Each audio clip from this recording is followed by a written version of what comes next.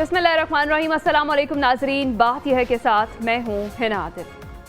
नाज़रीन, सियासत इस खेल में कुछ दायमी नहीं होता। ये मिसाल पाकिस्तान की सियासी तारीख पर पूरी उतरती है। पाकिस्तान की 76 साल तारीख में कई अदवार आए और गुजर गए, मगर इन तमाम अदवार में नजरिया ज़रूरत और मुक़्तदर हल्कों का असर व रसूख गालिब नजर आता है। और ये कहना गलत ना होगा कि पाकिस्तान की सियासत हमेशा से सांप सीढ़ी की मानंद रही है। कब कोई कहां पहुंच जाए पता ही नहीं चलता। अगरचे दुनिया के दीगर ममालिक में सियासी रहनुमा अपनी तर्ज हुक्मरानी से अवाम के लाडले होते हैं, लेकिन वतने अजीज में सियासी पंडितों के मुताबिक ये इख्तियार हमेशा से मुक़्तदर हल्कों के पास रहा है। और मौजूदा मुल्की हालात में ये कयासराइयां की जा रही हैं कि इस बार की ये लॉटरी मियाँ साहब के हिस्से में आ रही है। नाज़रीन, वतने अजीज में आम इंतखाबात का तबले जंग बच गया है और हालात का तकाजा और दानिशमंदी इसी में है कि जमहूरी निज़ाम को आगे बढ़ने दिया जाए और सब अपने अपने हिस्से का काम करें। मुल्क के कानून सिर्फ ताकतवरों को तहफ़्फ़ुज़ फराहम करता है, इस तासुर को ज़ाइल करें। जमहूरियत के नाम पर आवाम से ना ख़त्म होने वाले फ्रॉड को ब्रेक लगाएं। अपनी मर्जी का आइन और अपनी मर्जी की जमहूरियत का ये खेल रुक जाना चाहिए, वरना ना मईशत आगे जाएगी और ना सियासत। तो ऐसे हालात में रियासत होगी भी तो कैसी? आज की बात यह है कि गिनती के दिन सियासी जमातों का इम्तिहान शुरू। आम इंतखाबात 28 जनवरी को मुतवक्के। मुल्की सियासत के जुड़ते टूटते इत्तेहाद क्या रुख इख्तियार करेंगे? गुरबत में ढल पाएंगी माजी की तलखियां और क्या इलेक्टेबल्स? सियासी जमातों की फिर तरजीह। दूसरी तरफ चेयरमैन PTI को रिलीफ न मिल सका। इखराज मुकदमा और साइफर केस में जमानत की दरख्वास्तें मुस्तरद। चेयरमैन PTI की मुश्किलात में दिन ब दिन इजाफा। PTI के खिलाफ ममनुआ फंडिंग केस समाअत के लिए मुकर्रर। इसके साथ ही आज हम बात करेंगे कि इसराइल की जारियत का आज 21वां रोज़ है। 23 लाख अफराद को पानी, खाने और ईंधन की फराहमी मुअत्तल है। गजा में लोगों के दम घुट रहे हैं। UN ओहदेदार की दुहाई, हमारे बच्चों को बचा लें। फ़लस्तीनी मंदूब अक़वाम मुत्तहिदा इजलास में रो पड़े। प्रोग्राम के आखिर में हम बात करेंगे कश्मीर पर भारतीय फौजी कब्जे को 76 साल मुकम्मल हो गए। दुनिया भर में आज यौम स्याह मजलूम कश्मीरी आवाम के पुख्ता अज़्म को सलाम। मासूम कश्मीरियों को हक़ खुद इरादियत कौन दिलवाएगा? अक़वाम मुत्तहिदा कश्मीरियों से वादा कब वफा करेगी? टॉपिक्स पर आज के प्रोग्राम में हम बात करेंगे। हमारे साथ मौजूद होंगे नसीर वागा साहब, रिजवान रजी साहब, सलमान आबिद साहब। हमें ज्वाइन करेंगे अमीर अब्बास साहब, मुजाहिद बरेलवी साहब और मंसूर जाफर साहब। मैं आपसे आगाज़ करूंगी मुजाहिद बरेलवी साहब, ये जो करंट सिचुएशन है मुल्की सियासत की, जिसमें इंतखाबात की मुतवक्किल तारीख 28 जनवरी भी आ गई है, क्या लगता है आपको इसके बाद जो मुल्क में सियासी बेचैनी और बेयकीनी की सूरत हाल है उसमें कमी आ जाएगी? में जो आमतौर पर गेम प्लानर हैं और जो कर रहे हैं और उसकी तैयारी खासे से अरसे हो रही है, और पहले तो मेरे ख्याल उन्होंने शायद अंडर एस्टिमेट किया था कि वो बेशुमार अदम इस्तेहकाम पार्टी बनाकर, परवेज की पार्टी बनाकर, वफादारियाँ बदील कर कर और इवन ये कि कोई मेरे ख्याल शायद बचा नहीं काबिल ज़िक्र कि उनकी तब्दीली हो जाएंगी और जो ज़रा ज़्यादा जो जिनकी आवाज़ें निकलती हैं उन्हें नज़रबंद कर देंगे। हत्ता कि ख़वातीन तक आपने पता है कि सब मैं उसमें डिटेल में नहीं जाऊँगा, मोहतात अल्फाज में करूँगा, लेकिन मेरे ख्याल में उनसे मिस कैलकुलेशन हो गई। वो समझते थे कि जैसे ये पीठ पार्टी का जरदारी हैं या नवाज शरीफ हैं या मौलाना हैं कि कुछ मराद देकर, कुछ इन्हें सूबे की नशिस्तें देकर या सूबा देकर या मुल्क से बाहर देकर वो मेरे ख्याल में उनको खामोश कर देंगे। लेकिन आपने देखा कि जो एक, मैं अभी तक पॉलिटिकल एनिमल की टर्म में इमरान खान साहब को नहीं रखता। एक ज़िद्दी आदमी है, क्रिकेटर है और वो फास्ट बॉलर हैं। वो सिर्फ दोस्तों की दोस्ती जैसी बातों पे यकीन रखते हैं। वो पॉलिटिकल पार्टी नहीं बना सके उस तरीके से जिस तरह बनानी चाहिए थी। लोगों को उनसे बड़ी उम्मीदें थी जिनको पूरे नहीं उतरे, लेकिन उसके बावजूद वो उन्होंने ये साबित कर दिया कि वो जो भी मौजूदा क़यादत मौजूद पास में हुकूमत करते रही उससे ज़्यादा एक अपने कमिटमेंट के साथ खड़े हैं। लोग कहते थे 24 घंटे जेल बर्दाश्त नहीं करेंगे, आज कितना मेरे ख्याल महीना हो गया। गालिबन पाकिस्तान की तारीख में 100 से ज़्यादा किसी पे केस नहीं है, वो सब कुछ हो चुका। लेकिन मेरा ख्याल है अब गेम प्लानर को रास्ता शायद अब तब्दील करना पड़े। और उसका सबब ये है कि मियां को जिस तरह लॉन्च किया जा रहा था एज ए प्रोजेक्ट, आपने देखा करोड़ों रुपए के मीडिया में इश्तहार आए, पूरा अखबार में, मतलब सिर्फ अखबार की लौ रह गई थी, बाकी तो कुछ था ही ना। ये रजी साहब बड़े सीनियर जर्नलिस्ट बैठे हुए हैं यहाँ पर, इन्हें भी पता है, मेरे साथ मैंने काम किया है, इन्हें पता है कि इश्तारात कितने महंगे होते हैं। बाकायदा घंटे میرے خیال میں منٹوں اور سیکنڈوں پہ اشتہار چل رہے تھے. اس کے باوجود رضی صاحب موجود ہیں, یہ بتا دیں گے کہ کتنے لوگ جمع تھے. اگر 50,000 بھی ہوتے ہیں تو بہت ہوتے ہیں. میرا یہ دو باتیں میں صرف بات کر کے اپنی بات کو کروں گا کنکلوڈ, کہ ایک تو یہ کہ جن کو وہ لانچ کرنا چاہ رہے تھے پیپلز پارٹی کاؤنٹ نہیں ہوتی. میاں صاحب کو لانچ کرنے کے باوجود وہ نہیں کر سکے. انہوں نے دیکھ لیا کہ کتنے پرجوش لوگ تھے. جو لوگ لائے گئے, کوئی کہہ رہا تھا کہ اکبری منڈی کے جو ہے باسمتی چاول ختم ہو گئے تھے, اتنی دے گئے. صحیح, ٹھیک ہے. امیر عباس صاحب, جس طرح سے تحریک انصاف کے وفد کی مولانا فضل الرحمان سے ملاقات ہوئی ہے, اتحاد پر بھی غور کیا جا رہا ہے, آپ کو کیا لگتا ہے کہ یہ جو ماضی کی تلخیاں ہیں یہ قربت میں ڈھل پائیں گی؟ بہت شکریہ ہے نا. میں اس کو ماضی کی تلخی نہیں سمجھتا, میں اس کو سمجھوں گا کہ یہ منافقت ہوگی. اگر تو کوئی سیاسی جماعت کسی دوسری سیاسی جماعت سے کوئی کسی اصولی بنیاد پر ملاقات کرے یا کوئی اتحاد بنائے اور کہے کہ ان کے اور ہمارے منشور میں کوئی یکسانیت ہے یا ان کے اور ہمارے سیاسی ایجنڈے میں کوئی یکسانیت ہے اور ہم اس کے لیے اکٹھے ہو رہے ہیں اتحاد کی صورت میں یا کسی ایڈجسٹمنٹ کی صورت میں, تو پھر تو سمجھ میں آتا ہے. لیکن تحریک انصاف اور جے یو آئی تو دونوں آگ اور پانی کی طرح سے, اگر یہ دونوں مل جاتی ہیں تو پھر نون لیگ اور پیپلز پارٹی کے بننے پر بھی کسی کو اعتراض نہیں ہونا چاہیے. پھر ایم کیو ایم اور پیپلز پارٹی اگر جبکہ ڈالے تو اس پہ بھی کسی کو اعتراض نہیں ہونا چاہیے. پھر دائیں بازو کی جے یو آئی اور بائیں بازو کی اے این پی اگر مل جاتی ہے تو اس پہ بھی کسی کو اعتراض نہیں ہونا چاہیے. تو اصولوں کی بنیاد پر کوئی معاملات چلنے چاہیے نا.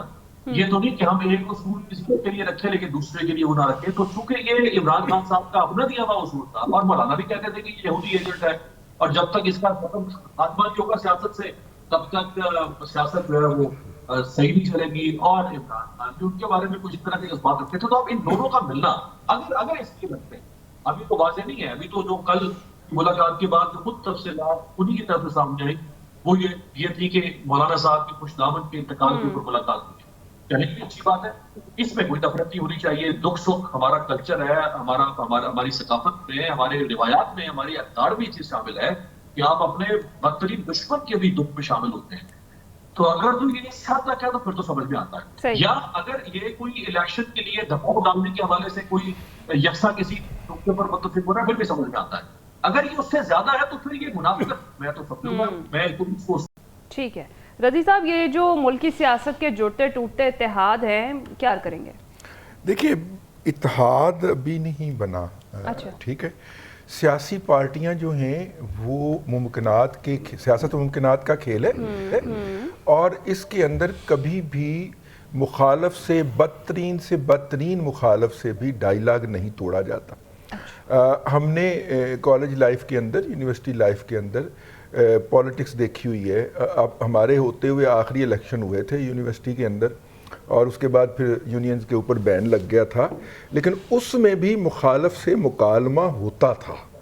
تو مکالمہ جو ہے وہ سیاست کی بنیاد ہے. اگر پی ٹی آئی نے مولانا کے ساتھ مکالمہ کیا ہے اپنے پورے ماضی کے رویے کے باوجود اور مولانا نے ان کو بلا کے ان کی بات سنی ہے, تو اس کا مطلب ہے کہ ہماری سیاست ایک قدم آگے گئی ہے اور ہماری سیاست کے اندر جو ایوولوشن کا پروسیس ہے وہ ایک قدم آگے بڑھا ہے. بدترین سے بدترین مخالف کے ساتھ وہ ایک دوسرے کے مخالف الیکشن لڑیں کل کو, بھائی یہی سیاست ہے, لیکن انہیں کسی نہ کسی صورت کے اندر مکالمہ نہیں توڑنا چاہیے. اس وقت نواز شریف صاحب سے جو باقی سیاستدانوں کو شکوہ ہے کہ انہوں نے آ کے فوراً ہی باقیوں کو مکالمے کے اندر انگیج نہیں کیا جو ان کو کرنا چاہیے. سولو فلائٹ لے رہے ہیں وہ اس وقت. اچھا, ان کی طرف سے یہ آیا کہ جی میں پہلے عدالت سے سرخرو ہو لوں تو پھر میں سیاست کروں گا. ان کا اپنا نقطہ نظر ہے, ہم اس پہ تنقید کر سکتے ہیں لیکن یہ ان کا نقطہ نظر ہے.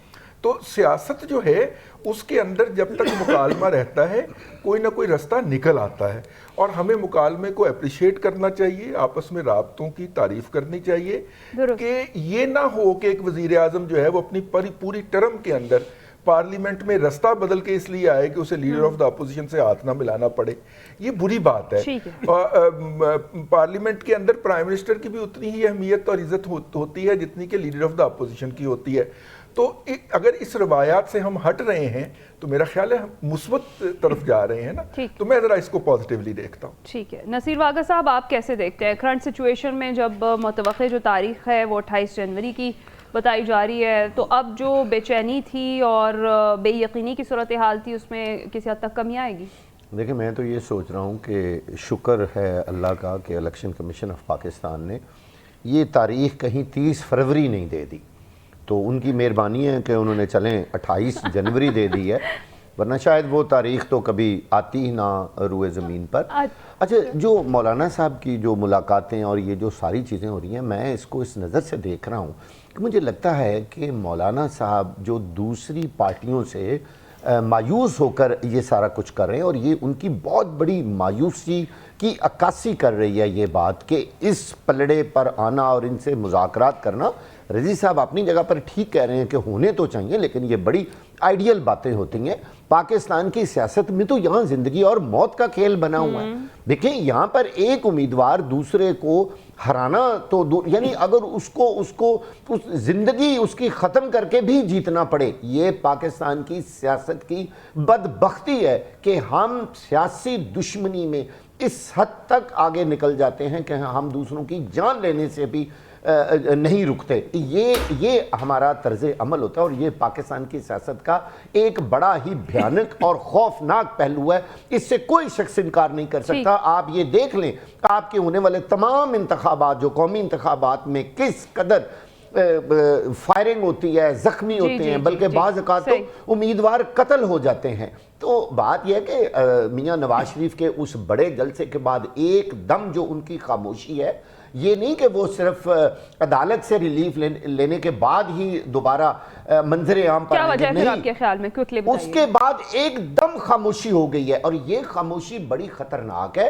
نہ وہ کسی بڑے لیڈر سے ملے ہیں, نہ انہوں نے طوفان سے پہلے کی خاموشی ہے کہ بعد کی؟ یقیناً یہ طوفان سے پہلے کی خاموشی ہے. اب یہ طوفان کون سا ہے, میاں صاحب کو اور کون سے پیغامات ملے ہیں؟ میں نے تھوڑا سا محسوس کیا ہے, معذرت کے ساتھ, دونوں بھائیوں کے چہروں کو جب میں غور سے دیکھتا ہوں تو مجھے ایسے لگتا ہے ان پر ایک مایوسی ہے.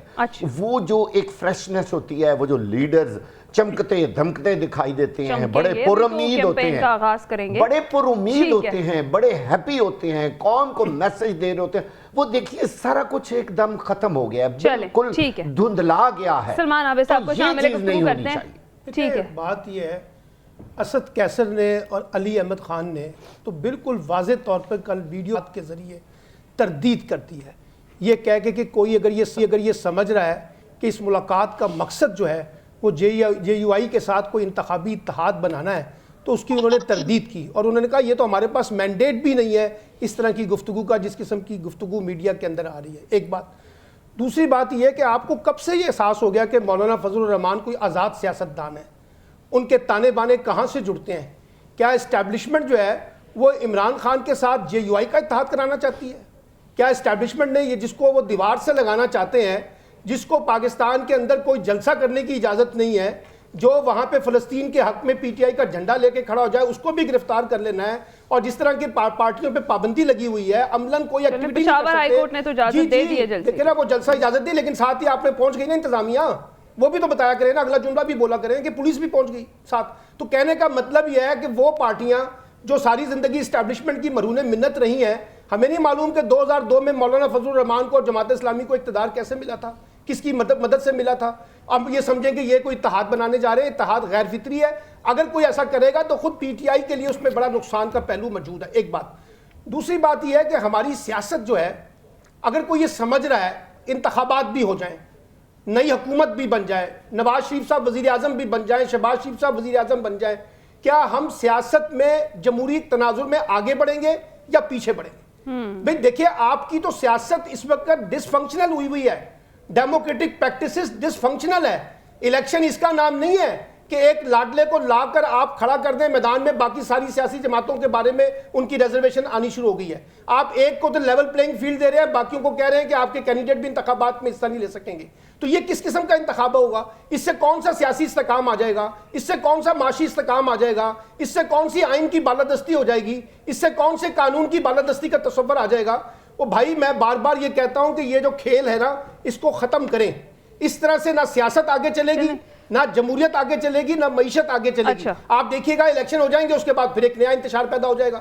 ابھی آج پیپلز پارٹی نے قوم سے معافی مانگی ہے 16 ماہ کی حکومت کے اوپر. خورشید شاہ نے، اس سے پہلے عوامی نیشنل پارٹی معافی مانگ چکی ہے 16 ماہ کی حکومت پہ. ابھی ہو سکتا ہے اگلے دن فضل الرحمان صاحب بھی کہہ دیں میں بھی معافی مانگتا ہوں، کیونکہ ان سب کو لگا کہ جو کھیل ہمارے لیے سجایا گیا تھا اس میں سے تو ہمارا حصہ ہی کوئی نہیں ہے. یہ تو اکیلے جو ہے وہ کھیر کھانے کی کوشش نواز شریف صاحب کر رہے ہیں، وہ بھی کر کے دیکھ لیں. لیکن میں آپ سے یہ کہہ رہا ہوں کہ پاکستان کو اپنی ماضی کی غلطیوں سے سبق سیکھنا چاہیے. یہ آنکھ مچولی کا، پتلی تماشے کا اور سرکس کا کھیل بند کریں اور جمہوریت کو جمہوری طریقے سے آگے بڑھنے دیں، تبھی جمہوریت یہاں سیاست جو ہے مضبوط ہوگی. وگرنہ یہاں یہ تماشا جو ہے کبھی کسی کے نام سے اور کبھی کسی کے نام سے، کبھی کسی کی حمایت میں اور کبھی کسی کی مخالفت میں جاری رہے گا. اس سے ملک کا کوئی مفاد وابستہ نہیں ہے. بالکل ٹھیک ہے. تاریخ انتخابات کی جو ہے وہ بھی بتائی جا رہی ہے، متوقع 28 جنوری. الیکٹیبلز کی تو ایک بار پھر سے چاندی ہونے والی ہے. بریک کے بعد گفتگو کا سلسلہ یہیں سے آگے بڑھائیں گے. چیئرمین پی ٹی آئی کو عدالتی ریلیف جو ہے وہ نہیں مل سکا ہے، ان کا سیاسی مستقبل کیا دیکھتے ہیں ہمارے اینالسٹ، ان سے جانیں گے اس بریک کے بعد.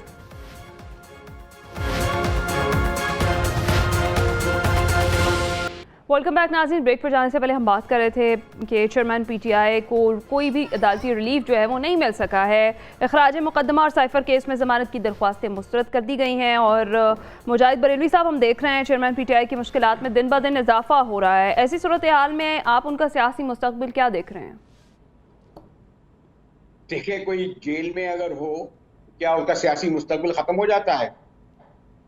1970 سے لے کر بھٹو صاحب کو، یہ بلاول اور زراری کو لوگ تھوڑی ووٹ دے رہے ہیں. یہ تو وہ لاڑکانے میں کیا کہتے ہیں، ان کو اپنی خبر ہے، ان کو وہ ووٹ دے رہے ہیں لوگ 50 سال سے. سندھ کے عوام اور جو لوگ بھی دیتے ہیں بلوچستان کے، تو کیا جیل سے ختم ہو جاتا ہے؟ عمران خان تو خیر اس پائے کے لیڈر نہیں ہے، سوری ٹو سے میں غلط تشبیہ لے گیا. ایون میں نواز شریف صاحب کو بھی کہتا ہوں ان کی سیاست ختم نہیں ہوئی، بھلے وہ 4 ہفتے کی چھٹی لے کے گئے تھے اور 4 سال انہوں نے گزار دی اور ماشاءاللہ ٹھیک ٹھاک صحت مند تھے. لیکن جو سلمان عابد نے بات کہی بڑی قابل غور ہے کہ آپ یعنی الیکشن کہہ رہے ہیں اسے، سوری ٹو سے میرا یہ خیال ہے کہ یا تو یہ لوگ جو بیٹھے ہوئے نا اسلام آباد میں الیکشن کمیشن والے، یا جو میں نے گیم پلانر کا یا اسٹیک ہولڈر کا، یا تو خود احم حقوقی جنت پہ رہتے ہیں، یہ سمجھتے ہیں کہ پورا پاکستانی 25 کروڑ عوام احم حقوقی جنت پہ رہتے ہیں، اور جو کچھ یہ کہہ رہے ہیں لوگ بڑے ان پہ آمنہ صدنہ کر رہے ہوں گے. اور یہ ہمارے دوست نے جو کہا نا کہ 7 دن سے میاں صاحب کو چپ کیوں لگ گئی، مری جا رہے ہیں اپنے پسندیدہ جگہ پر جہاں کہنے سے آج تک غالباً ہفتے کو آئے تھے اتوار تک کسی پولیٹیکل لیڈر سے ملاقات نہیں کی، کوئی میڈیا سے وہ ملاقات نہیں کی، کہیں نہیں. یہ میرے خیال میں اتنی تو سمجھ ان کو ضرور آ گئی کہ انہوں نے دیکھا کہ یہ ایک بدلا ہوا پاکستان ہے. جب وہ گئے تھے اگر ایک بہادر لیڈر کی ایسے سے جیل بھگت جاتے تو میاں صاحب تمام لیڈروں بھٹو کے قریب ہوتے، عمران خان کو بیٹ کر جاتے. لیکن آپ نے دیکھا کہ تیسری بار بھی وہ اسی طرح گئے جس طرح 99 میں گئے تھے اور اب گئے تھے. اور وہ ان کی خاموشی جو ہے، ایسا نہیں ہے اتنا میں ان کو سوری ٹو سے استعمال نہیں کرنا چاہتا، ان کی سمجھ میں آ گیا، اور جو لوگ لانچ کر رہے تھے ان کی بھی سمجھ میں آ گیا. اسی لیے شاید آپ کو یاد ہوگا میں نے جو کہا، اور میں نے کہا نا سلمان عابد نے شاید مجھ سے زیادہ جامع انداز میں اور موقف کر دیا، میں اس کو ریپیٹ نہیں کروں گا، کہ ایک بیچارہ ورکر کنونشن ہو رہا تھا، لاٹیاں مار مار کے آپ نے ان بیچاروں کو بھگا دیا. ایک طرف مینار پاکستان کے لیے سڑکیں، پولیس، ایئرپورٹ کو جو ہے آپ نے وہ یعنی غوری جو کرے، وہ فیض صاحب کا مصرع ہے، رضی صاحب وہی قاتل، وہی منصف، وہی شاہد ٹھہرے. ایئرپورٹ سے اترتے ہیں وہیں عدالت آ جاتی ہے، وہیں وکیل آ جاتا ہے، وہیں ضمانت ہو جاتی ہے، وہیں سے روانہ ہو جاتے ہیں. یعنی آپ اتنا تو لوگ بیوقوف نہ سمجھیں. اور یہ سوری جسے میں سوشل میڈیا کو نہیں کہتا، یہ مین اسکرین پہ باتیں ہو رہی ہیں، اور غالباً اب 4 اگر لوگ بیٹھے ہوتے ہیں تو 3 ایک بات کہہ رہے ہوتے ہیں. تو یہ جو آپ کہہ رہے ہیں کہ عمران خان کی اگر بھائی چھوڑ دیں، نہیں انہیں جیل میں رکھیں، اور آپ اور جیل میں بھی رہیں، مقدمے بھی چلتے رہیں عمران خان پہ، الیکشن کی ڈیٹ کرا دی. اور آئی ہیو ڈاؤٹ انہوں نے صحیح کہا 28 جنوری نہیں 28 فروری. کچھ لوگوں کو غلط فہمی یہ ہے کہ جناب وہ فروری سے پہلے اس لیے کرنا ضروری ہے کہ سینٹ عادی ہو جائے گی. ارے بھائی سینٹ کیا ہو جائے گی، پارلیمنٹ بنا دیں گے، مجلس شورا کر دیں گے. ایک نظریہ ضرورت تو ہے. ہمارے شریف الدین پیرزادہ کی روح بھی موجود ہے، رضی صاحب کو تو یاد ہوگا، وہ ایسا نقطہ نکالتے تھے کہ سب لوگ مان جاتے تھے ان کی بات. तो आज एक ही देखिएगा कि इलेक्शन भाई हो ही नहीं सकते, फलस्तीन गजा में जो है मुसलमानों में जुल्म हो रहा है और आप इलेक्शन की बात कर रहे हैं। ठीक है अमीर अब्बास साहब, जो करंट सिचुएशन हम देख रहे हैं, जिस तरह से दिन ब दिन PTI की जो मुश्किलात हैं उनमें इजाफा हो रहा है, तहरीक इंसाफ आपको इलेक्शन में हिस्सा लेती हुई दिखाई दे रही है, क्योंकि जो आला क़यादत है वो जेलों में है, ऐसे में पार्टी को लीड कौन करेगा?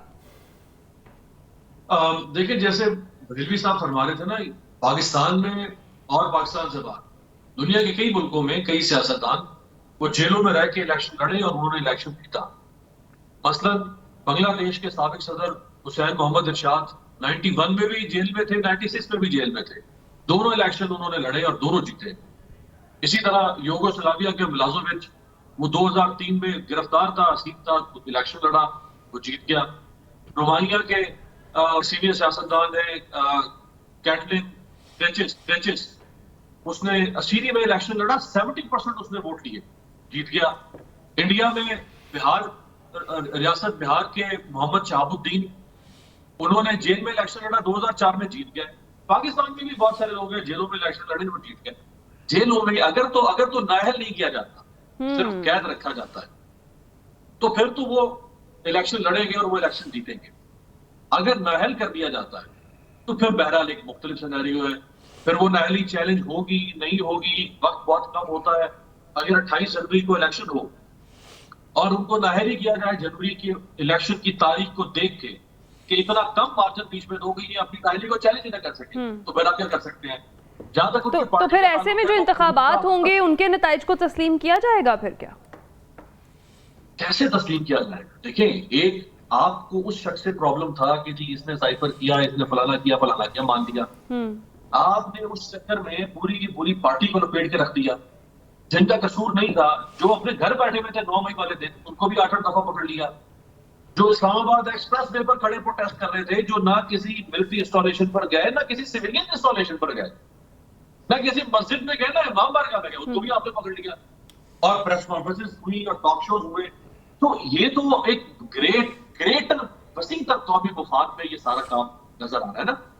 आप एक फरीक को, 2 फरीक आप बॉक्सिंग रिंग में उतारे ही ना, एक के हाथ भी बांध दें, एक के पांव भी बांध दें और एक की आंखों पर पट्टी बांध दें और दूसरा मोटा ताजा हरीफ सामने खड़ा हो, तो वो मारे जाए और जिसको मार पड़ रही है उसको ये भी पता नहीं चल रहा कि मुझे मार किस जगह पर पड़ रही है। ना वो अपना दिफा कर सकता है, ना वो जवाबी हमला कर सकता है। ये इलेक्शन होगा। मियां साहब को खुद चाहिए कि वो 3 दफा के प्राइम मिनिस्टर है, 3 दफा के चीफ मिनिस्टर है, उनको खुद ऐसे इलेक्शन से घिन आनी चाहिए। कोई और उनको एहसास कर दिलाए, उन्हें खुद एहसास भी करना चाहिए कि नवाज शरीफ, कितना बड़ा कद है तुम्हारा पाकिस्तानी सियासत, तुम इस इलेक्शन से मुतमईन हो। जिस इलेक्शन में तुम्हारा हरीफ और तुम्हारी हरीफ जमात, उसको बांध के जकड़ के पाबंदे सलासिल करके रख दिया गया। नाम 75 रिक्वेस्ट दी है उन्होंने केपीके में कन्वेंशन करने के लिए पार्टी की, 75 किसी पे इजाजत नहीं जा रही। एक कन्वेंशन हुआ आतिफ खान के हुजरे पर, उस पर भी एफआईआर कर दी गई। सही। अब इस इलेक्शन को अगर मियां साहब इस इलेक्शन की चिता, जलती हुई चिता पर बैठ के मियां साहब अगर मुतमईन हो जाएंगे कि मैं वज़ीर आज़म बन गया हूं मुल्क का 24वां, तो सौ बिस्मिल्लाह, वो तो बहुत कुछ होता रहा इस मुल्क में, तो ये भी हो जाएगा। सही, ठीक है। वागा साहब, आप क्या देख रहे हैं ये जो करंट सिचुएशन है? एक तो ये कि क्या पाकिस्तान तहरीक इंसाफ इंतखाबात में हिस्सा लेती हुई आपको दिखाई दे रही है, और अगर ये है तो फिर ये जो इंतखाबी मुहिम चलानी है, क़यादत तो ऑलरेडी जेलों में है, कौन करेगा क़यादत पाकिस्तान तहरीक इंसाफ की? फिर जो हालात नज़र आ रहे हैं ना, मेरा ख्याल है कि चेयरमैन तहरीक इंसाफ के जो कागजात नामजदगी हैं वही किसी ने मंजूर नहीं होने देने। आप देख लीजिएगा, चूँकि उसके बाद एक बड़ा लंबा प्रोसेस है अदालतों का, जहाँ जहाँ चैलेंज किए जाते हैं, और जब ये मौका आएगा तो इमरान खान को इस बुनियाद पर ही आउट कर दिया जाएगा कि जी वो इस चीज़ के अहल नहीं है। आप जो है ऊपर अदालतों में जाके इनको चैलेंज करते रहें। बात यह अमीर अब्बास साहब बिल्कुल सही कह रहे हैं कि देखिए, अगर मियाँ नवाज शरीफ इन हालात में और इस तरह दूसरी पार्टी के हाथ पांव बांध के अकेले रिंग में आके लड़ना चाहते हैं जबकि उनका मुखालिफ ही कोई ना हो, तो इस तरह की वजारत उज़्मा उनको किस तरह सुकून देगी? क्या روز وہ یہ یاد نہیں کریں گے کہ میں کس طرح وزیر اعظم بنا ہوں. اگر ذرا بھی انسان کے اندر کوئی احساس ہو کہ میں نے کس طرح الیکشن اگر جیتا ہے, کن کے سر پہ, کن کے بل بوتے پہ ہم الیکشن جیت رہے ہیں. میں یہ بات ایون پی ٹی آئی کے لیے بھی, کسی بھی دوسری جماعت جو اس طرح جیت کے آئے گی, میرا خیال ہے ان کو ایک لمحہ بھی چین نہیں آئے گا. ایسی وزارت عظمیٰ جو ہے وہ پریشانی کا ہی باعث بنے گی. جو حالات واقعات نظر آ رہے ہیں اس وقت, جو حالات پی ٹی آئی کے ساتھ ہو رہے ہیں, میرا نہیں خیال یہ جو بار بار کہتے تھے جی لیول پلینگ فیلڈ, بھئی وہ اب کہاں گئی ہے لیول پلینگ فیلڈ. وہ جو بار بار مریم صاحبہ کہتی تھی, مریم اورنگزیب 18 مہینے پی ٹی آئی کے خلاف اور لوگوں کو تلقین کر کے بتاتی نہیں ہیں, ایک گھنٹہ پریس کانفرنس کرتی رہی ہیں. مجھے بتائیں اگر اب بھی عوام ان کی بات نہیں سن رہے, بالکل امیر عباس صاحب صحیح کہہ رہے ہیں کہ اگر اتنا عرصہ وزارت اعلیٰ اور وزارت عظمیٰ لینے کے بعد بھی اگر یہ کہیں کہ ہم نے مخالف امیدوار کو رسوں سے باندھ کے رکھنا ہے, تو میرا خیال ہے پھر ایسی سیاست اور ایسی وزارت عظمیٰ سے بہتر ہے کہ یہ چھوڑ دیں یہ کام. اب تحریک انصاف کا چیئرمین ان کو صرف نظر آتا ہے, وہی سارا کوئی, وہ کہتے ہیں کہ بس کسی طرح سے یہ آؤٹ ہو جائے. بھئی پوری دنیا نہیں مانے گی. آپ کو پتہ ہے الیکشن کمیشن آف پاکستان نے غیر ملکی مبصرین کو بھی خط لکھا ہوا ہے نا, وہ بھی تو آئیں گے, وہ بھی تو دیکھیں گے کہ پاکستان میں یہ کھیل کیسے کھیلا جا رہا ہے. الیکشن میں آئے ہو فیر, اگر فیر طریقے سے نون لیگ جیتی ہے 100 بسم اللہ, بہت اچھی بات ہے. آپ عوام کو بتائیں who is right, who is wrong. صحیح ہے. رضی صاحب, ایک تو اگر مشکلات کی بات کریں تو پھر آگے ممنوعہ فنڈنگ کیس بھی سماعت کے لیے مقرر کر لیا گیا ہے, اور دوسری جانب میں آپ کا کامنٹ چاہوں گی, فیض آباد دھرنا کیس پر فیکٹ فائنڈنگ کمیٹی جو ہے وہ بنائی گئی ہے, ٹی او آرز عمل درآمد رپورٹ کا حصہ ہے, کیا کہیں گے؟ میرا خیال ہے کہ یہ بہت بڑا ڈیولپمنٹ ہے, یہ جو فیض آباد حملے کے فیض آباد جو دھرنا ہے اس کے حوالے سے جو کمیٹی کا بننا, جس کے اندر ذمہ داروں کا تعین کیا جائے گا, اور سپریم کورٹ اس نے جو جواب مانگ رکھا ہے وہ چونکہ اس کی سماعت آ رہی ہے قریب, تو اس کے لیے شاید یہ کمیٹی تشکیل ہوئی ہے. پاکستان کی تاریخ کے اندر نہیں, دنیا کی تاریخ کے اندر ایک آئینی عدالت کا جج جو تھا وہ نگران بیٹھا تھا کہ نواز شریف کو اور مریم نواز شریف کو نااہل کرنا ہے. اس کی آڈیو بھی آ چکی ہے, اس کی جو ہے وہ پبلک بھی ہو چکی ہے, ہم اس پہ بات نہیں کرتے, ہم اس آگے چلتے ہیں. وہ الیکشن بھی ہو گئے تھے جبکہ نواز شریف صاحب جیل میں تھے, میرا تو حادثہ ہی نہیں رکن دیا. اور اس الیکشن کو دنیا بھر نے کہا تھا کہ اس کے اندر ریگنگ ہوئی ہے. 4.5 لاکھ بندہ آپ نے الیکشن کے ان بوتھس کے اندر اور باہر کر کے کیا, اور ہمارے احباب جو موجودہ الیکشن پہ جو ہے وہ سوال اٹھا رہے ہیں, یہ 4 سال ان الیکشنز کا گن گاتے رہے ہیں. تو اگر بھیا ان الیکشنز کو دنیا نے تسلیم کر دیا تھا تو ان کو بھی کرنے کا ٹھیک ہے, لیکن میرا مطلب ہے کہ معیار ایک ہونا چاہیے. باپ اور بیٹی باہر نہیں آئیں گے. اس کی تو اب ثاقب نثار کی آڈیو بھی آ چکی ہے, اور انہوں نے چیلنج بھی نہیں کیا آج کی تاریخ تک, صرف یہ کہا کہ اس کی سماعت نہیں ہو سکتی. انہوں نے چیلنج نہیں کیا اس کا جا کے فورینزک جو ہوا ہے. تو کہنے کا مطلب یہ ہے, لیکن جب ہم اچھی جمہوری روایات کی طرف چلے تو ہمیں ایک فیئر کومنٹ میں یہ کہنا چاہیے کہ یہ نہیں ہونا چاہیے. ٹھیک ہے, وہ بھی غلط تھا, وہ نہیں ہونا چاہیے تھا, یہ بھی غلط ہے. پلڈاٹ سے لے کے اور وہ جو الیکشن کو مانیٹر کرنے والی ہماری پاکستان کی فافن بنی ہوئی ہے, سب نے تو ان الیکشن کی وہ کون سا ہوتا ہے جی, فارم 21 کے فارم 14, اس کے اوپر سوالات اٹھائے تھے, اور وہ بہت بڑے سوالات تھے. عدالت نے ہر اس مقدمے کے اندر ثاقب نثار صاحب نے سٹے دیا تھا, خواجہ سعد رفیق سے شروع ہو کے, جہاں پہ کہ دوبارہ کاؤنٹنگ میں ان کی پارٹی ہار رہی تھی ثاقب نثار صاحب کی. تو میرا مطلب ہے کہ یار جب آپ تجزیہ کرنے لگے تو تھوڑا سا, میرا مطلب ہے کہ تھوڑا سا بیلنس بھی کر دیا کریں یار, میری بات آپ کی. صحیح ہے. سلمان عابد صاحب کیا کہیں گے؟ ایک تو یہ کہ فیکٹ فائنڈنگ کمیٹی کی تشکیل کتنی خوشائندہ, اور عمران خان کا جو معاملہ ہے نا وہ سیاسی مسئلہ ہے. جب اسٹیبلشمنٹ کے ساتھ معاملات طے ہو جائیں گے تو بہت کچھ حل ہو جائے گا. یہ ان مقدموں کی کوئی حیثیت نہیں رہے گی. آج آپ نواز شریف صاحب کے بارے میں دیکھ رہے ہیں. اب مجھے بتائیے ذرا کون سا الیکشن ہے پاکستان کا, مجاہد بریلوی صاحب ہم سب سے سینئر ہے, کوئی ایسا الیکشن بتا دیجیے جس کو آپ فیئر الیکشن کہتے ہیں. یہ ساروں کے پیٹ میں مروڑ اٹھتا ہے 2018 کے الیکشن کے بارے میں. 2013 کے الیکشن بہت ٹرانسپیرنٹ تھے, 2002 کے الیکشن بہت ٹرانسپیرنٹ تھے, 2008 کے الیکشن بہت ٹرانسپیرنٹ تھے, 88, 90, 93 کے الیکشن بہت ٹرانسپیرنٹ تھے. وہ بھائی یہ آنکھ مچوری کا کھیل تو 70 کے انتخابات سے جاری ہے. کون سا الیکشن ہے؟ نواز شریف صاحب کون سا الیکشن جیت کر آئے تھے؟ اگر کوئی نواز شریف نہیں جیتے تو باقی کون سے جیت کر آئے تھے؟ ایک پولیٹیکل ارینجمنٹ طے ہوا تھا, اس کے تحت الیکشن ہوتے ہیں پاکستان کے اندر. ابھی بھی ایک پولیٹیکل ارینجمنٹ طے ہو رہا ہے, اسی کے تحت الیکشن ہونے جا رہے ہیں. تو پھر فیر تجزیہ تو یہ بھی ہے نا کہ پاکستان کی سیاست کو آزاد کرو بھائی, پاکستان کی جمہوریت کو آزاد کرو, بالکل, الیکشن کمیشن کو آزاد کرو, نگران حکومتوں کا ڈرامہ بند کریں.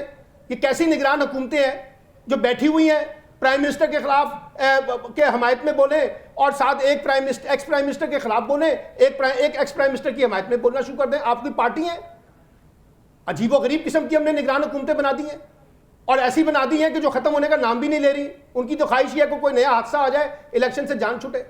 یعنی مذاق نہ بنائے نا اپنے نظام کو. اور نظام کی فیئرنیس یہ ہے کہ کہاں گیا نواز شریف کا ووٹ کا بیانیہ, کہاں گیا وہ پارلیمان کی بالادستی کا نعرہ, کہاں گیا وہ سیاست کی بالادستی کا نعرہ؟ ڈیل کر کے آ گئے اور ڈیل کر کے آئے ہیں. کسی کو کوئی شک ہے تو مجھے بتا دیں. وہ گئے یہاں سے, شہباز شریف صاحب ایک ٹونک لے کے جا کے ان کو پلایا, وہاں سے آ کے انہوں نے کہا میں نے اپنا معاملہ سارا اللہ پہ چھوڑ دیا. پہلے کہتے تھے احتساب کروں گا, چھوڑوں گا نہیں کسی کو, احتساب کریں گے, یہ ٹرائل ہوگا, کریکشن کرنی پڑے گی. تو یہ جو پاکستان کے اندر ڈیل کی نما سیاست ہے, چاہے ڈیل کرنے والے کون ہیں, ڈیل کروانے والے کون ہیں, ہم اس سے کب باہر نکلیں گے؟ آج ہم جسٹیفیکیشن نوٹ دے رہے ہیں کہ 2018 میں غلط ہوا تو 2023 میں بھی ٹھیک ہوگا. بھائی یہ ٹھیک نہیں ہوگا.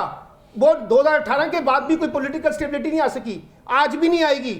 آپ یہ کام مت کریں, عوام کو ووٹوں کا حق دیں, عوام کو ووٹ کے بنیاد پر حکومت بنانے کا حق دیں, تبھی یہ ملک آگے چلے گا, وگرنہ یہ تماشا لگا رہے گا پاکستان کے اندر جمہوریت کے نام پر. بالکل ٹھیک ہے. لاڈلا بنانے کا تو یہ اختیار ہمیشہ سے مقتدر حلقوں کے پاس رہا ہے. دیکھتے ہیں کون لاڈلا بنتا ہے. لگ یہ رہا ہے کہ میاں صاحب کی لاٹری نکل آئے گی اس بار کی. بریک پر جائیں گے ناظرین. بریک کے بعد جب واپس آئیں گے بات کریں گے کشمیر پر بھارتی فوجی قبضے کو 76 سال مکمل ہو گئے ہیں اور کشمیری عوام 76 برس سے عالمی انصاف کے منتظر ہے. اس پر بات کرتے ہیں اس بریک کے بعد.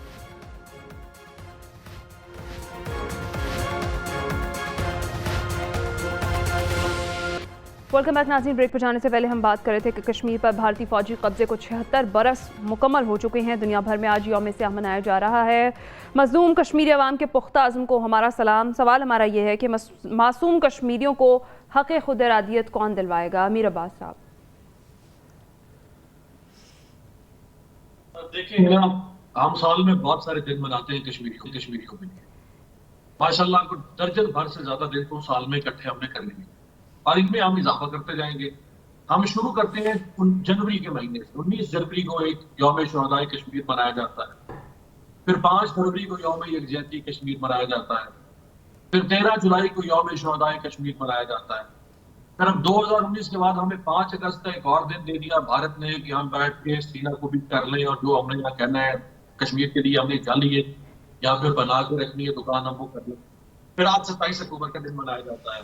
مظفر روانی کا دن منایا جاتا ہے. فلاں کا دن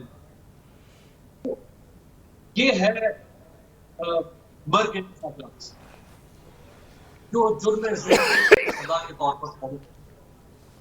آپ آج فلسطین میں جو دیکھ رہے ہیں غزہ میں آج 20 روز سے زیادہ ہو گئے. فلسطین تو امت مسلمہ کا مسئلہ ہے نا, امت مسلمہ کا, اور دنیا کی 2 ارب سے زائد آبادی ہے, 56 اسلامی ممالک. وہ کسی زمانے میں شعر پڑا کرتے تھے ہم بھی کہ ہو جائے گا 56 ٹکڑے یکجا تو جیسا بھی وہ دشمن ڈھایا جا سکتا ہے. ہو گیا 56 ٹکڑے. انہوں نے 56 کے ٹکڑے کر دیے, ٹکڑے چاپنگ کر دیے. وہ تو پوری امت کا مسئلہ ہے نا. وہ پوری امت پٹا سے کچھ نہیں کر پائی. یہ کشمیر تو ہمارا مسئلہ ہے نا. ہم اس کا کیا کریں گے؟ سمجھنے کی کوشش کرنی چاہیے. لوگوں کو جذباتی کر کے ہم آج لوگ بہت جذباتی گفتگو کر رہے ہیں بہت سارے چینل. جب تک آپ ایک خوددار قوم کے طور پہ جو معاشی طور پہ مضبوط مستحکم قوم ہے, جب تک آپ اس کے طور پہ نہیں کھڑے ہوں گے آپ کشمیر بھی نہیں لے پائیں گے. آپ فلسطین سے, غزہ سے, کہیں سے بھی کسی غاصب کا قبضہ نہیں چھڑوا سکیں گے. اور آپ اسی طرح سے مستضعفین زمانہ کے جعلی چیمپئن بن کے دنیا میں بھٹکتے رہیں. صحیح, درست. واغا صاحب متفق ہیں آپ امیر عباس صاحب کی بات سے؟ بالکل 100% متفق ہوں. بات یہ ہے کہ جب دنیا میں مسلمان بھکاری بنے ہوئے ہیں اور جہاں بہت دولت ہے اور جو بڑے اس وقت ممالک ہیں، امیر ممالک ہیں، وہ معذرت کے ساتھ اس وقت ایسے خواب خرگوش میں سوئے ہوئے ہیں کہ ان کو نہ تو فلسطین کا کوئی دکھ ہے، نہ ہی ان کو کشمیر کا دکھ ہے۔ آج تک 2.5 لاکھ کشمیری جو ہیں وہ شہید ہو چکے ہیں۔ آپ دیکھیں کتنی بڑی تعداد ہے مسلمانوں کی، اور پاکستان کے بالکل ساتھ ہے وہ سرحد، اور ہمارا دشمن دن رات ان کو کس طرح گاجر مولی کی طرح کاٹ رہا ہے، اور ہماری غیرت سوئی ہوئی ہے، ہم خاموشی سے سارا کچھ دیکھتے جا رہے ہیں۔ سوائے امیر عباس صاحب نے 5 6 7 تاریخیں بتا دی ہیں ایک سال میں، بالکل صحیح ہے، وہ بس ہم کہتے ہیں جی آج فلاں دن ہے کشمیر کا، آج فلاں دن ہے، لیکن کیا کچھ نہیں کسی نے آج تک۔ کشمیری اپنی جنگ روز اول سے خود لڑ رہے ہیں، اور یوں لگتا ہے انہوں نے ہمیشہ یہ جنگ خود ہی لڑنی ہے، کوئی مسلمان ان کی مدد کو نہیں آ رہا۔ رضی صاحب دیکھیے بات یہ ہے، میں 1993 میں ساؤتھ کوریا گیا تھا، اور آپ کو پتہ ہے کہ دوسری جنگ عظیم میں کوریا کے 2 ٹکڑے ہو چکے تھے، تو ہمیں ایک وزارت میں لے جایا گیا جس کو یونیفیکیشن کی وزارت کہتے ہیں۔ تو میں نے ان سے جو وہاں پہ جو ذمہ دار تھے، میں نے انہیں کہا کہ یہ آپ نے کیا مذاق بنایا ہوا ہے، تو وہ برا منا گئے اس بات کا۔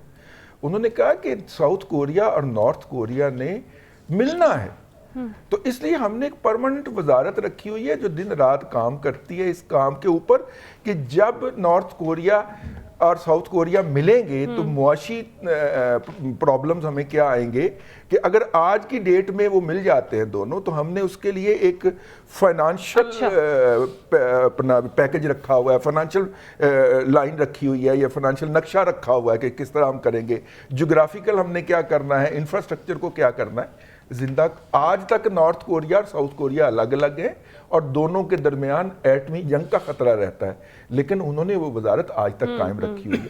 یہ جو دن ہوتے ہیں نا، یہ ہمیں اپنی اگلی نسل کو یاد دلانا ہوتا ہے کہ کشمیر کا مسئلہ میری زندگی کے اندر شاید حل نہ ہو پائے، لیکن یہ جو ٹارچ بیرر ہے، میں بڑی احترام کے ساتھ عرض کر رہا ہوں، یہ جو یاد دہانی ہے یہ ہمیں اپنی نسل کو یاد کرواتے رہنا چاہیے، کیونکہ جو نسلیں اپنی تاریخ بھول جاتی ہیں ان کا جغرافیہ بھی قائم نہیں رہتا۔ صحیح ہے۔ سلمان عابد صاحب دیکھیں جو کچھ ہندوستان کر رہا ہے مقبوضہ کشمیر میں، اور جس قسم کی بربریت اس نے وہاں مچائی ہوئی ہے، اس پہ ہمیں کہنے کی ضرورت نہیں ہے۔ اس پہ آپ ایمنسٹی انٹرنیشنل کی رپورٹ دیکھ لیں، ہیومن رائٹس واچ کی رپورٹ دیکھ لیں، اور کتنی رپورٹیں موجود ہیں، اقوام متحدہ کے ہیومن رائٹس کمیشن کی رپورٹ دیکھ لیں، یورپین یونین کی دیکھ لیں، آپ امریکہ کی جو سینٹ کی کانگریس کی رپورٹ ہے اس کو دیکھ لیں، ہیومن رائٹس کمیٹی کی، آپ کو ہر جگہ پہ نظر آئے گا کہ وہ کیا کر رہے ہیں۔ لیکن مسئلہ یہ ہے کہ ہم جو کشمیر کا مقدمہ لڑنا چاہتے ہیں اس کے لیے ہم خود کتنے سٹیبل ہیں، معاشی طور پر، سیاسی طور پر، ہم تو خود تقسیم شدہ معاشرے کی شکل اختیار کرتے جا رہے ہیں۔ ہماری پالیٹکس، ہماری اکانومی، ہمارے انسٹیٹیوشن ڈسکریڈٹ ہوتے جا رہے ہیں۔ تو جب ہم خود اس طرح کی پالیٹکس میں الجھ کر رہ گئے ہیں تو پھر ہماری بات دنیا میں کون سنے گا بھائی؟ بلکہ اور کوئی بھی نہیں سننے والا۔ صحیح ہے، بڑی بہترین بات آپ نے کی ہے سلمان عابد صاحب، یہ کنکلوژن ہی ہے اس ساری گفتگو کی ہے۔ بریک کے بعد جب واپس آئیں گے بات کریں گے حماس اسرائیل کی جنگ کا۔ آج 21واں روز ہے، اسرائیلی بمباری سے اب تک 7,000 سے زائد فلسطینی شہید ہو گئے ہیں، جبکہ 17,000 سے زائد اس میں زخمی ہیں۔ اس پر بات کرنے کے لیے خصوصی طور پر ہمیں جوائن کیا ہے منصور جعفر صاحب نے، ان سے بات کریں گے اس بریک کے بعد۔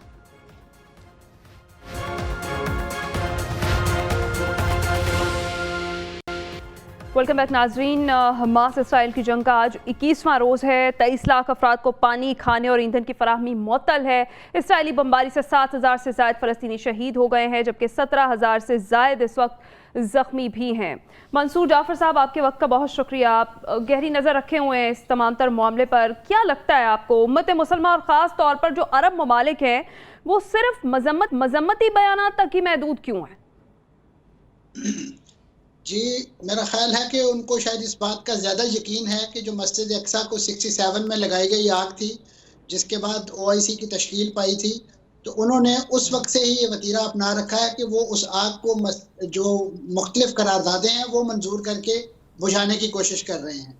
تو اس سے وہ آگ بجھی تو نہیں، لیکن وہ پورے خطے میں ضرور آگ لگ گئی ان کی اس ان ایکٹیویٹی کے نتیجے میں، اور ان کی اس پیسو ڈپلومیسی میں کہوں گا، تمام تر وسائل، تمام تر ان کے پاس ریسورسز ہونے کے باوجود کہ اس وقت بھی امریکہ اور یورپ کی جتنی بڑی صنعتیں ہیں، جتنے بڑے ان کے بزنسز ہیں، وہ تمام کے تمام اسی عرب خطے کے بڑے بڑے شیوخ، بڑے بڑے جو بادشاہ حضرات ہیں، ان کے ذاتی بزنسز کے مرہون منت ہیں.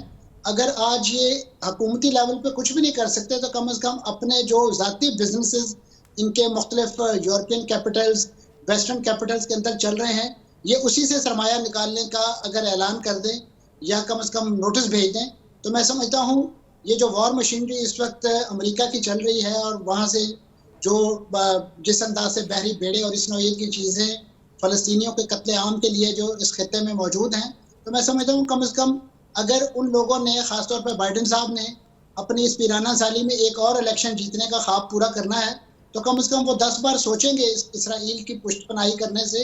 لیکن کیونکہ ہمارے ہاں کوئی اس طرح کا داعیہ نہیں ہے، اس طرح کی کمٹمنٹ نہیں ہے اس کاز کے ساتھ، تو ہم ظاہر زبانی جمع خرچی کر پائیں گے. اور ہم نے تو اپنی جو روٹین کی ایکٹیویٹیز ہیں یعنی مختلف عرب ملکوں میں وہ بھی منسوخ کی. یعنی یو اے ای نے ابھی حال ہی میں بطور کزنز جو ہیں اسرائیلیوں کے ساتھ سفارتی تعلقات کا ڈول ڈالا. ان میں اتنا حوصلہ نہیں ہے کہ وہ ایک علامتی اپنا جو سفیر واپس بلوا لیں یا کم از کم اپنا سفارتی تعلق منقطع کر دیں. آپ کو یاد ہوگا ماضی میں انہی محصورین غزہ کے لیے جب ترکی نے اپنا فریڈم فلوٹیلا بھیجا تھا تو ترکی فریڈم فلوٹیلا پہ عین کھلے سمندر میں حملہ کیا تھا اسرائیلی کمانڈوز نے. تو ترکی نے اس وقت اپنے 48 سے آنورڈ جو تعلقات سفارتی تھے وہ منقطع کر دیے اور 2.5 سال تک منقطع رکھے جب تک ترکی کے ان فریڈم فلوٹیلا کے لوگوں کو کمپنسیشن نہیں ملی. تو منصور جعفر صاحب، اقوام متحدہ اور جو تمام عالمی ادارے ہیں وہ کیوں اسرائیل کی جارحیت کے آگے بے بس ہیں؟